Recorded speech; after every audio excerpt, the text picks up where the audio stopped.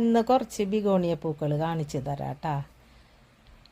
ഈ ബിഗോണിയ എത്ര പേർക്ക് അറിയാമെന്ന് വെച്ചാൽ ഈ വീഡിയോ കാണുന്നവർ ഒന്ന് കമൻറ്റ് ചെയ്യണം കേട്ടോ.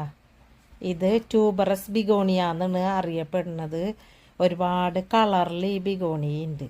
ചെടികൾ വളർത്തുന്ന എല്ലാവർക്കും ബിഗോണിയ ചെടി പ്രത്യേകമായിട്ട് പരിചയപ്പെടുത്തേണ്ട കാര്യമില്ല. അതിൻ്റെ ദോഷവശങ്ങളും അറിയാൻ പറ്റും വളർത്തിയിട്ടുള്ളവർക്ക്. കുറച്ച് വെള്ളം കൂടിക്കഴിഞ്ഞാൽ പെട്ടെന്ന് ചീഞ്ഞ് പോണ ഒരു ചെടീന് ബിഗോണിയ. ഈർപ്പം അധികം ഇഷ്ടമില്ല അങ്ങനത്തെ ഒരു ചെടീന്. അതേപോലെ തന്നെ സെമി ഷെയ്ഡ് ഒരുപാട് ഇഷ്ടപ്പെടുന്ന ഒരു ചെടീന് ബിഗോണിയ ചെടികൾ.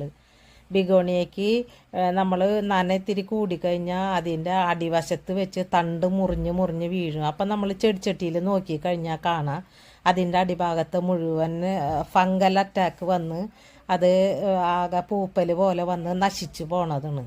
ഈർപ്പം കൂടിക്കഴിഞ്ഞാലാണ് അങ്ങനെയുള്ള അസുഖങ്ങൾ ബിഗോണിയയ്ക്ക് വരാം.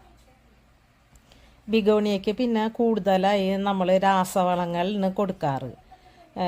ജൈവവളങ്ങൾ കൊടുക്കാൻ നമുക്ക് പേടിന് സത്യം പറഞ്ഞാൽ ബിഗോണിയ. ഞാനൊക്കെ രാസവളങ്ങൾ മാത്രം കൊടുക്കുള്ളൂ. ജൈവവളങ്ങൾ എപ്പോഴെങ്കിലും കൊടുത്ത് ഒരിത്തിരി വെള്ളം കൂടിക്കഴിഞ്ഞാൽ അപ്പോൾ അത് കേടായി പോവും. അതുകൊണ്ട് തന്നെ ബിഗോണിയ ഒരുപാട് കെയർ കൊടുക്കേണ്ട ഒരു പ്ലാന്റും കൂടിയിട്ടാണ്. സെമി ഷെയ്ഡിന് കൂടുതൽ ഇഷ്ടം, അല്ലെങ്കിൽ പിന്നെ ഫുൾ ഷെയ്ഡായാലും കുഴപ്പമില്ല. നമ്മൾ സൂര്യപ്രകാശം ഉള്ളിടത്ത് ഒട്ടും ബിഗോണിയ വെച്ച് കൊടുക്കരുത്, പെട്ടെന്ന് നശിച്ചു പോവും ബിഗോണിയ. ഒരുപാട് വെറൈറ്റി നമുക്ക് കാണാൻ പറ്റും ബിഗോണിയ ചെടികൾ. ഈ ഒരു ചെടിയുടെ പ്രത്യേകത കണ്ട ഭയങ്കര മിനിയേച്ചർ ടൈപ്പാണ് ഈ ഒരു ചെടി. അതിൽ ചെടിയിലും വലിയ പൂക്കളാണ്. അത് ഒരുപാട് കളറിലും ഉണ്ട്, പിന്നെ സിംഗിൾ പെറ്റലും ഉണ്ട്, മൾട്ടി പെറ്റലും ഉണ്ട്. ഈ ഓറഞ്ചൊക്കെ നോക്കിയേ, ഓറഞ്ചിൽ ഷെയ്ഡ് വന്നിട്ടുണ്ട്. അതേപോലെ തന്നെ റെഡ് ഒരു 3-4 കളറുണ്ട്, മഞ്ഞ നല്ല മഞ്ഞ കണ്ട. ശരിക്കും ഇതൊരു റോസാപ്പൂവിൻ്റെ അത്രയ്ക്ക് വലിപ്പമുണ്ട് കേട്ടോ ഒരേ പൂക്കൾ.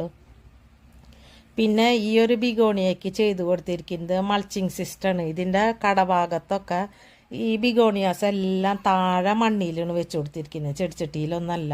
എന്നിട്ട് ഇത് മൾച്ചിങ് സിസ്റ്റം ചെയ്തു കൊടുത്തിരിക്കുന്നതാണ്. അതായത് നമ്മൾ നാട്ടിലൊക്കെ ഒരു പുതിയ ചെടി വെച്ച് അതിൻ്റെ കടവശത്ത് വെയിൽ കൊള്ളാണ്ടിരിക്കാനൊക്കെ കുറച്ച് പുല്ലൊക്കെ പറിച്ച് പൊതിയിട്ട് കൊടുക്കൂലേ, മൾച്ചിങ് സിസ്റ്റം. അതാണ് ഇവിടെ ചെയ്തു കൊടുത്തത്. ഇതിന് ഇവിടെ ചാണകപ്പൊടിയും കമ്പോസ്റ്റ് വളങ്ങളും ഇട്ട് കൊടുത്തിരിക്കുന്നത്. താഴെ മണ്ണിൽ വെച്ചിരിക്കുന്നത് നനത്തിരി കൂടിയാലും വലിയ കുഴപ്പമില്ല. ഇതിൻ്റെ കടവശം കണ്ടാൽ നമുക്കറിയാൻ പറ്റും നല്ല ഡ്രൈ ആയി കിടക്കുന്നുണ്ട് കണ്ട മണ്ണിൽ. അപ്പം താഴെയാകുമ്പോൾ അധികം വലിയ പ്രശ്നങ്ങൾ